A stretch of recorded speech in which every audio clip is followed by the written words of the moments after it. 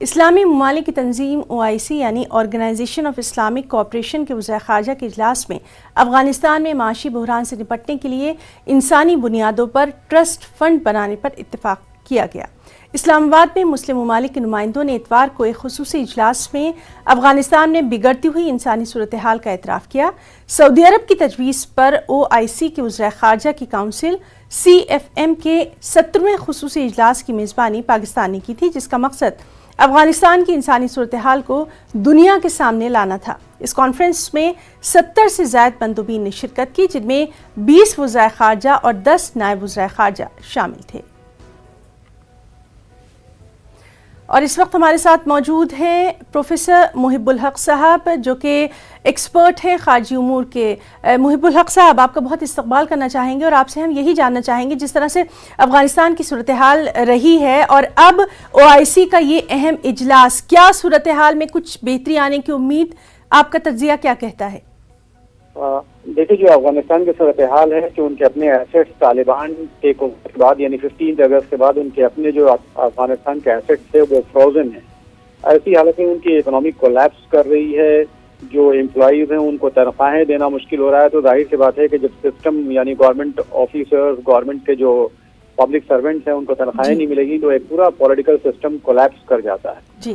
ساتھ ہی ساتھ ہم جانتے ہیں کہ بہت ہی سیویئر ونٹر کا سامنا افغانستان میں ہوتا ہے اور افغانستان میں سیویئر ونٹر میں ڈیتھس ہو سکتی ہیں۔ تھرڈلی ہم یہ بھی دیکھ رہے ہیں کہ جو اومائکرون وائرس ہے وہ بہت تیزی سے پھیلتا جا رہا ہے پوری دنیا میں اور افغانستان کے لیے بھی ایک تھریٹ ہے۔ ایسی حالت میں اگر کوئی اکانومک پیکج افغانستان کو نہیں دیا جاتا ہے تو افغانستان کی صورتحال بہت ہی خراب ہو جائے گی۔ اس بات کو ریئلائز کیا اور OIC نے یہ کوشش کی ہے کہ ایک کنسنسس ڈیولپ کر کے افغانستان کو فارمل ریکوگنیشن نہ دینے کے باوجود وہ افغانستان کو کم از کم اکنامک پیکیج دیں تاکہ وہ اپنی اکنامک کرائسس سے باہر آ سکے۔ جی بالکل، اور جس طرح سے لگاتار ہم دیکھ رہے ہیں کہ وہاں پر انسانی بحران کا سب سے زیادہ خطرہ منڈرا بھی رہا ہے، لگاتار ایسی تصویریں بھی سامنے آ رہی ہیں، اس پر بھی غور و فکر کرنے کی ضرورت ہے۔ دیکھیے، دو طرح کی چیزیں ہیں۔ جو انٹرنلی ڈسپلیس لوگ ہیں افغانستان میں، چونکہ ایک وار ٹون کنٹری ہے، اپنے تھریٹ پرسپشن ہے لوگوں کے، اپنے اپریہینشنز ہیں، اس کی وجہ سے ایک انٹرنلی ڈسپلیس لوگوں کی بڑی تعداد افغانستان میں ہے۔ دوسری صورتحال یہ ہے کہ جب چینج آف گورنمنٹ ہوئی ہے تو اس گورنمنٹ کے چینج ہونے سے بہت سارے لوگ ریپریزل کا خطرہ محسوس کرتے ہیں۔ تو ایسی حالت میں کیا ہوتا ہے کہ وہ دوسرے کنٹریز کو مائیگریٹ کرنے کی بھی کوشش کرتے ہیں۔ ہم نے اس وقت دیکھا تھا ٹیک اوور کے وقت میں بھی۔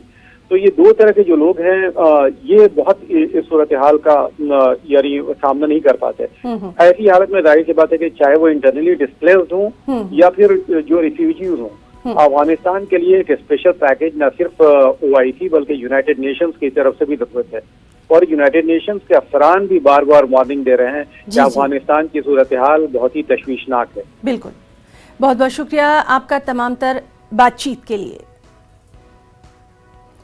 افغانستان میں طالبان حکومت نے پاسپورٹ جاری کرنے کا اعلان کیا ہے، جس کے بعد پاسپورٹ آفس کے باہر شہریوں کی لمبی لمبی قطاریں دیکھی جا رہی ہیں۔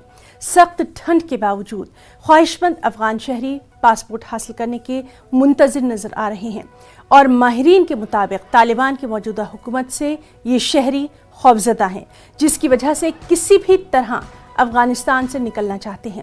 خیال رہے کہ اس سے پہلے طالبان نے اقتدار میں واپسی کے فوراً بعد ہی پاسپورٹ جاری کرنا بند کر دیا تھا۔